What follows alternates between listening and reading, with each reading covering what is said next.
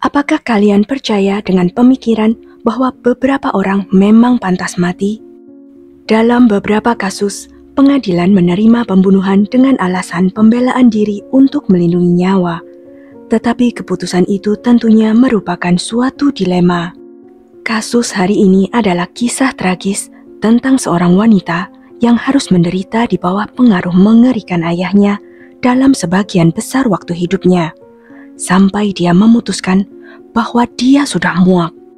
Kasus ini menjadi berita utama dan masih dikenang sebagai salah satu kasus kejahatan paling terkenal di Korea, yang dikenal sebagai kasus Kim Bo-eun. Bagaimana kisah lengkapnya? Sebelumnya, silakan subscribe dulu channel ini serta nyalakan loncengnya untuk mengetahui kasus-kasus kriminal yang terjadi di berbagai negara.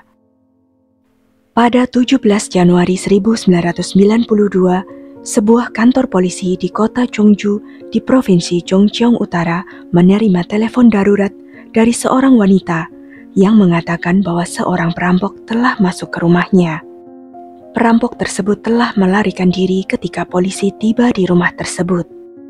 Polisi memasuki ruangan yang berantakan dan menemukan mayat seorang pria tergeletak di atas tempat tidur. Dia hanya mengenakan pakaian dalam dan ada luka tusuk di sekujur tubuhnya. Terlihat jelas dia telah ditikam sampai mati oleh si penyusup. Wanita yang menelepon polisi adalah putrinya, Kim Bo-eun. Dia tampak ketakutan dan gugup, tetapi dia tidak tampak terlalu terkejut dengan kematian ayahnya dan bisa menjelaskan kronologis kejadiannya dengan cara yang relatif cukup tenang. Detektif dan para medis tiba di lokasi kejadian dan mengkonfirmasi kematian ayahnya. Mereka mulai menyelidiki TKP untuk mengumpulkan bukti, tetapi ketika mereka memeriksa lebih dalam di sana, mereka menjadi bimbang.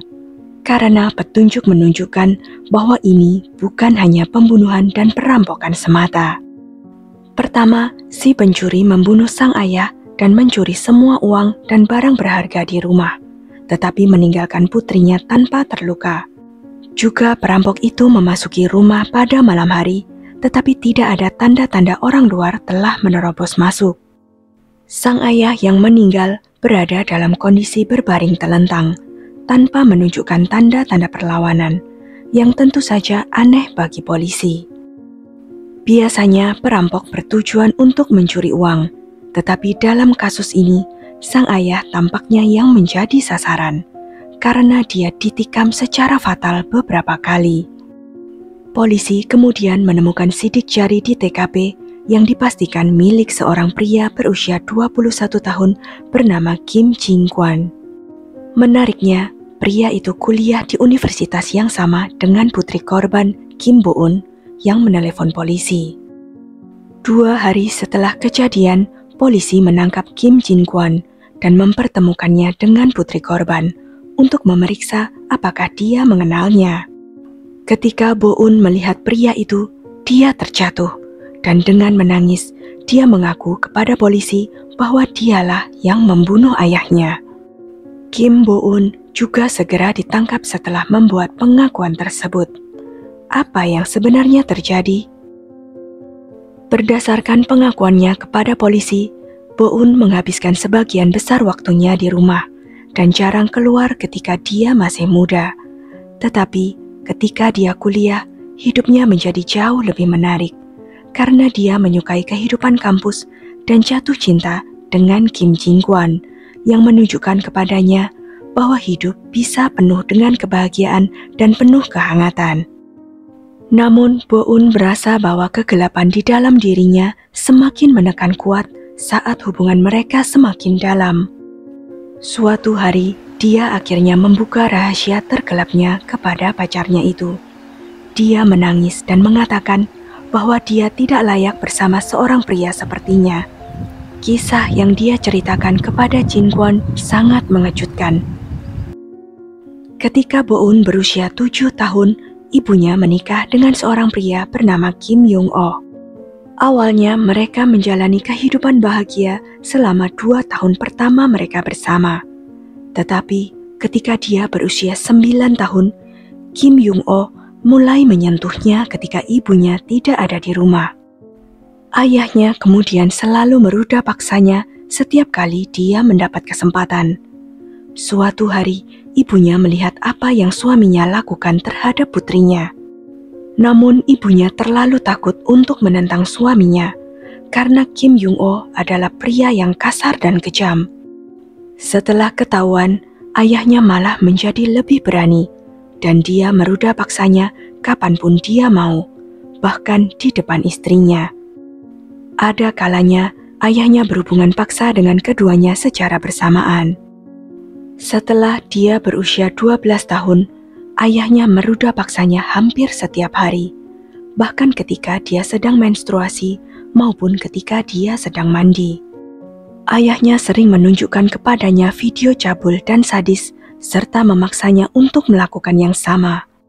Ketika Bo-eun hendak melapor ke polisi, dia diancam dengan pisau dan racun tikus oleh ayahnya, mengatakan jika dia memberitahu siapapun tentang apa yang terjadi, ayahnya akan membunuhnya. Sehingga Bo-eun harus menanggung neraka selama 12 tahun hingga dia dewasa. Kim Jung-oh adalah seorang pejabat tinggi di kantor kejaksaan dengan kekuasaan yang besar saat itu. Baik istri dan putrinya itu takut dia akan membunuh mereka dan lolos begitu saja. Ketika Bo-eun selesai menceritakan kisah kelamnya itu, Jin Kwon memeluknya dan berkata tidak apa-apa. Untuk menjauhkan Bo-eun dari ayahnya, pacarnya itu memutuskan untuk menemui ayah Bo-eun dan mengatakan kepadanya bahwa mereka berada dalam hubungan yang serius. Akan tetapi, dia diancam oleh ayah Bo-eun yang mengatakan dia akan membunuh mereka berdua jika mereka tidak berhenti bertemu satu sama lain. Jin Kwon kemudian membujuk Bo-eun untuk melaporkan ayahnya kepada polisi. Lalu Bo-eun mengatakan bahwa dia telah melakukannya sebelumnya, tetapi petugas polisi akan datang ke rumahnya hanya untuk menunduk hormat pada ayahnya yang merupakan orang yang berkuasa. Di awal tahun 1990-an menjadi suatu hal yang biasa jika orang yang bekerja di kantor kejaksaan menggunakan kekuasaan mereka. Pasangan muda itu merasa tidak ada lagi yang bisa membantu mereka, sehingga mereka merencanakan untuk membunuh Kim Jung-oh dengan dalih perampokan dan mendapatkan kebebasan bagi Bo-eun. Namun mereka gagal karena pasangan tersebut akhirnya ditangkap. Setelah menemukan kebenaran di balik kasus tersebut, kisah ini menarik perhatian seluruh warga Korea. Relawan mahasiswa dan kelompok masyarakat sipil membentuk komite khusus dan sebanyak 22 pengacara pro bono secara sukarela mewakili pasangan tersebut. Untuk melindungi para korban serta menghukum pelaku kekerasan seksual dengan lebih keras, mereka mendesak diberlakukannya undang-undang khusus. Persidangan dimulai dan pihak pengacara pasangan tersebut berpendapat bahwa Bo-eun tidak dapat memprotes atau menolak tindakan mengerikan ayahnya, karena dia terus-menerus diancam oleh ayahnya yang membuatnya percaya bahwa tidak ada seorang pun yang akan membantunya. Tim pembela juga berargumen bahwa Jin Kwon tidak bersalah atas pembunuhan karena dia bertindak dalam pembelaan diri untuk melindungi nyawa Bo-eun. Namun pengadilan tidak menerima argumen pembelaan diri. Tim hukum pasangan tersebut kemudian mengklaim bahwa Bo-eun berada dalam keadaan lemah mental karena PTSD, tetapi klaim ini juga ditolak. Pada tanggal 4 April 1992, sidang memutuskan pasangan tersebut bersalah atas pembunuhan Kim Jung-oh.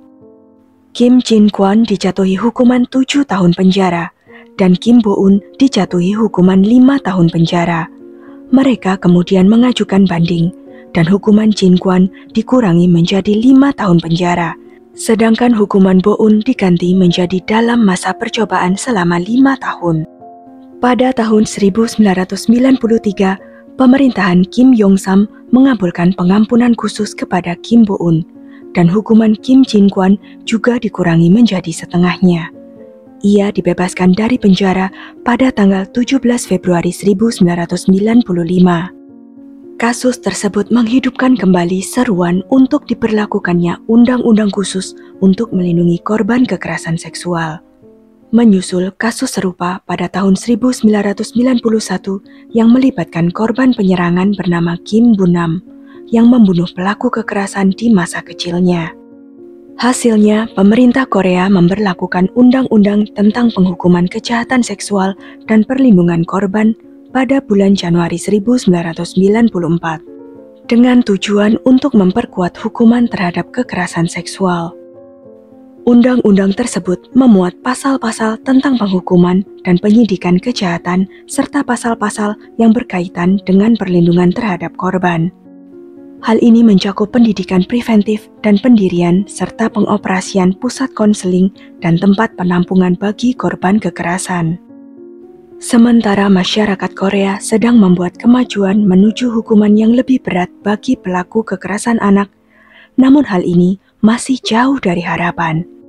Pada tahun 2010, seorang pria berusia 42 tahun dijatuhi hukuman 10 tahun penjara karena kebiasaan menganiaya putrinya yang berusia 15 tahun dan membuatnya hamil.